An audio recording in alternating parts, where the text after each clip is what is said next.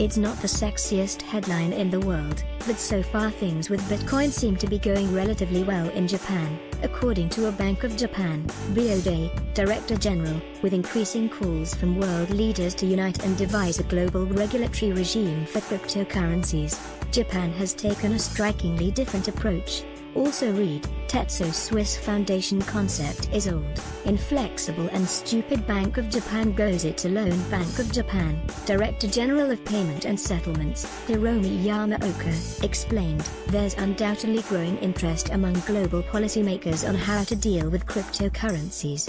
Japan's approach would be to think about how to curb excesses without discouraging innovation, Mr. Yamaoka told Reuters. Hiromi Yamaoka: indeed, the near 7,000 island nation has been a definitive point of success for cryptocurrencies, and especially Bitcoin, which are recognized as legal in the country. The third largest world economy is a fine experiment in a sea of countries which still struggle as to what to make of decentralized currencies. Ironically, Bitcoin's price rise has only hastened concern among regulators.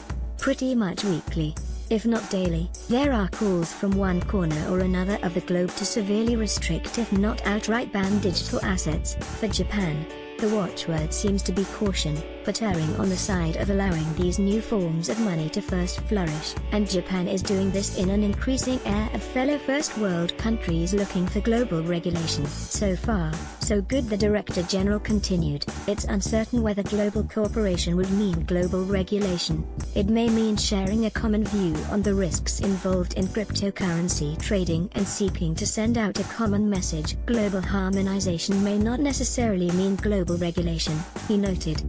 Japan is already a crypto leader, but with China effectively ending their domestic party, the land of the rising sun could see an even greater boost in the months and years to come. The country has been battling the ghosts of a back-breaking recession, one that not so long ago took over a decade to work its way through their economy. Analysts get the sense that innovative technologies are not something Japan can afford to ban, much less entangle in excessive global regulations. There is also the fact that Japan has relatively long experience with the likes of Bitcoin, and powered through its greatest scandal, Mt. Gox, without overreacting. Maybe it's better they continue to be the outlier, the canary in the crypto mine shaft. What's more, so far, I don't think there are any big problems, Mr. Yamaoka stressed.